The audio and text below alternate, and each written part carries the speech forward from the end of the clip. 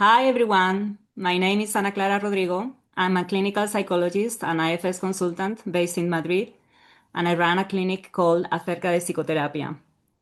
In 2020, I started this IFS masterclass series translated into Spanish to help express this amazing model and make it accessible in more than one language. Today, I'm delighted to introduce our guests, Dr. Lauren Bartholomew and Dr. Ellen Sharp, who will be offering our next workshop, Recovering from Narcissistic Abuse with IFS, on April 24th.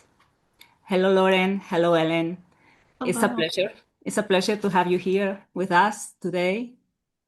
It's Thank you great so to much for having us. Lauren is a clinical psychologist and IFS certified therapist based in Pennsylvania. And Ellen is an IFS practitioner based in San Miguel de Allende, Mexico. Both of them specialize in working with recovery from narcissistic abuse, among many other interesting topics throughout their careers. I'd like to ask you a few questions to introduce the theme of the workshop. So, Ellen, Lauren, why narcissistic abuse? What led you to focus on this topic? Yeah.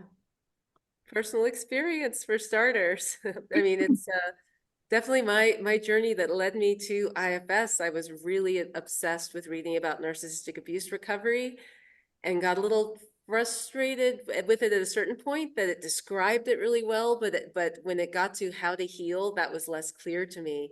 And at that point is when I discovered IFS. It was just like, oh, here it is. Here's a way that really resonates with my system for how to work with yeah, all of our parts are, you know, the parts of us that might be holding narcissistic traits and the parts that are holding narcissistic injury.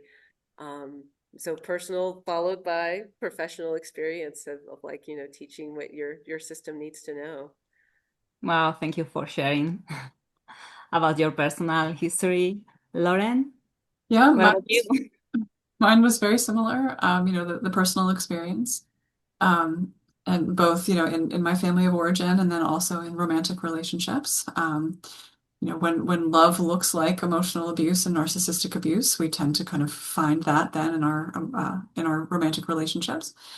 So I saw that in myself, and then I noticed that pattern in a lot of the patients that I was working with, and just felt really called to add an IFS lens to it as a way to really provide a holistic pattern for recovery and method of really moving away from these patterns that we see for folks.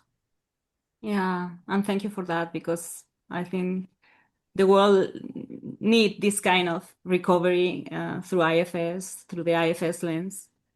Mm-hmm. So Very much. yeah, yeah. Actually, from narcissism writ large. Yes, right now. Yes. And many people who have experienced narcissistic abuse say something curious. They didn't yell at me or hit me, but I ended up doubting my own mind. How can a relationship lead someone to lose trust in themselves? I think that when love looks like abuse from our childhood examples, it's easy to fall into relationships in the future that where we find that we're gaslit and where we lack the self aspect of confidence, which means that we're much more vulnerable to folks who can kind of, in a way, um, convince us a little too easily that their reality is the correct reality. It makes it harder for us to hold firm in our self energy and in our own confidence when we grow up this way. Yeah. Yeah. And I want to say when we have caregivers who have a lot of narcissistic traits, they're never in their self energy, right? They are always in their parts. And so it can be very hard for us to recognize that within ourselves because we just weren't raised that way. And another part that's very common in survivors of narcissistic abuse, and this is something we'll really be inviting people to do, not just we'll spend a little time laying out what are the parts of people who tend to be on the more narcissistic side of the spectrum of this behavior, but really looking at the parts in survivors. And one of those is self-gaslighting, which goes by a lot of different names. I think we'll come up with a lot of names for this, but like as a larger category of just having parts of ourselves that really minimize, that really deny, well, they never hit me, so that wasn't really abusive. But really working with those parts so that the, our patients, our clients can have this kind of recognition and acceptance to really start healing from of what the situation really was, how damaging it was. Yeah. I suppose you will explain about all these categories during the workshop, right? Oh yeah, Absolutely. at great length, and invite people to create their own too, to make their own list to see what people have noticed in their own systems and those of their clients. Yeah. Good. And how does IFS model understand narcissistic abuse compared to other psychological models or compared to the way it is framed in the DSM? Let's see, is it well, for me, I felt like although when I discovered IFS, I felt like, oh, this is how to heal from this. I also got to a certain point with a little bit, where I have some parts that are a little bit frustrated that it's not really named. At the same time of recognizing this is a beautiful part of IFS, that it's non-pathologizing, that it doesn't want to be othering, that, of holding everyone with compassion. And at the same time, wanting to recognize these kinds of traits or these kinds of patterns of behavior as very common and as very damaging in the world. And that when we have clients who are in narcissistic relationships, that we want them, we need to be able to recognize that with them, so we'll know how to work with it from there. So I have parts that kind of have wanted IFS to maybe figure out a way to name it a little more, rather than like a person whose system is really dominated by narcissistic parts. Like it's a little hard to talk about. Although in the literature on shame with Martha Sweezy, I have really found a way that you can talk about it a little bit more. But yeah, feeling like it's not quite named, and that sometimes we can be doing our clients a disservice when we don't recognize it. Narcissistic parts, Yeah, because there are parts. right. It's people whose systems are extremely dominated by parts. They're really never in self. Yeah. Yeah. It's almost an allergy to self-energy. Yes. Yeah. And, so I appreciate this question because it's really, there's so many different models of psychology. And the graduate school that I went to, we learned, for lack of a better term, external family systems, psychodynamic and also CBT. Those were the three primary. And I don't feel that any of those really fully addressed in depth ways to heal from narcissistic and emotional abuse like IFS does. Psychodynamic tends to focus on, well, this is how your past is impacting your present. CBT is like, let's look at evidence and find how we can, make changes within ourselves to kind of function more adaptively. And then, family systems understands, the overall family dynamic, but I feel like the narcissistic abuse that happens in family systems just isn't really addressed, at least in my educational experience. Um, so I feel like IFS does kind of the best job of it, because not only does it say, okay, we have parts that may have their origin story from when you were around 4 or 5 years old, and we can go back and we can take, go to those parts with self-energy and help heal those parts, bring them into the present, update them, extract them, do the things that we need to do there so that we can actually heal the parts. So I feel like IFS provides the most holistic, kind of up-to-date method of actually addressing the past trauma, how it impacts current functioning, and how we can then heal from it. It's the only thing that I found that does all three. So, Yeah, I totally agree. And what are some of the most common parts you find in survivors? Are there also parts that may absorb or internalize the abuser's energy? What do you think? Will you talk about this topic in the workshop too? Oh yeah. yes. Yeah, go for it, Ellen. Okay, let's see. Most common parts. Oof. Yes, it's actually one of the activities that we'll do, is asking participants to brainstorm a list, just as a little sneak preview, so we can talk about them together and then work on how to work with them, right? So let's see. A lot of people come up with people pleasing, codependent, parts holding codependency, fawning is, I think, a big category that covers a lot of these. That's good to talk about. Self-doubt, self-hatred, parts holding anxiety, parts holding depression. Yeah, Lauren, would help me out Wow, with this. Yeah, lots. a lot, Yeah, right? Yeah, yeah. yeah, That was in our last workshop. That was one of the most fun interactive aspects, I thought, was yeah. just as a collective group, people were just putting the names of parts in the chat and commenting, and it was so fantastic just to see everybody's different perspective. And you and I had spent several hours on this topic as we prepared for that workshop, and then people were coming up with stuff that we hadn't even thought of. So it's really neat to see everybody's different perspective on that. Yeah. So we will learn through the attendees, no? All the parts. Where to be revealed, yes.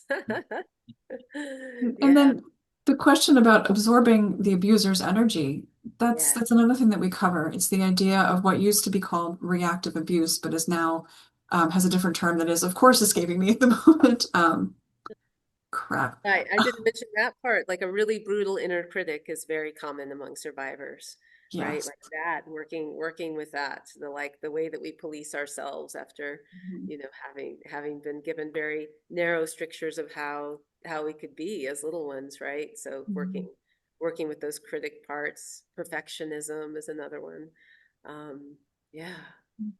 The term is antagonistic relational stress. There it is. So, so realizing that there are parts of our system that had to stand up and absorb the incredible trauma that is, dealing with these folks that have these emotionally abusive tendencies, and then working to heal those parts that may wish to kind of give that person a dose of their own medicine or something like that may be driven by a little bit of revenge, and accepting those parts and helping them heal so that isn't who we have to be as a person and how we have to interact.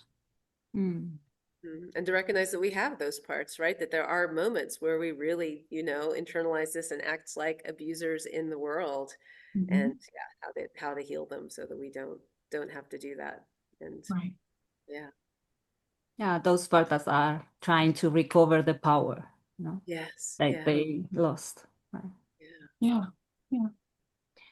So forgive, cut off contact, set boundaries that maintain some kind of relationship. Is there one right path to healing, or does each person need something different? What do you think? I thought that this was a really interesting question because just between Ellen and I, we kind of have every permutation. At different phases in our life where we've been in done different things to cope with this. Yeah. So it's definitely it's everyone's path is different, and what might be right for me in one moment might not be right for my client, right? Of just really that it's a very personal decision, and a big one, going no contact. You're going to have parts come up that feel very guilty about it that you'll need to work with. And that low contact, that is a struggle. That is difficult to be constantly still in the relationship that can be so activating. So really for that to be, a very individual path that really depends on what kind of support you have and what your system needs at the moment. I mean, I've known people who have gone no contact and then returns to low contact, right? Just depending on where they're at, where their family members are at. And depending on how much access to self energy they have. And how much access to self and support and resources in your life you have in the moment. Exactly. How much healing how you're able to be with your own system, and how much of a supportive family of choice you've made. So a very individual path that's all about listening to the parts of what they need. Often like a negotiation, right? Meeting with very polarized parts of what's best for the higher perspective, what's best for the whole system.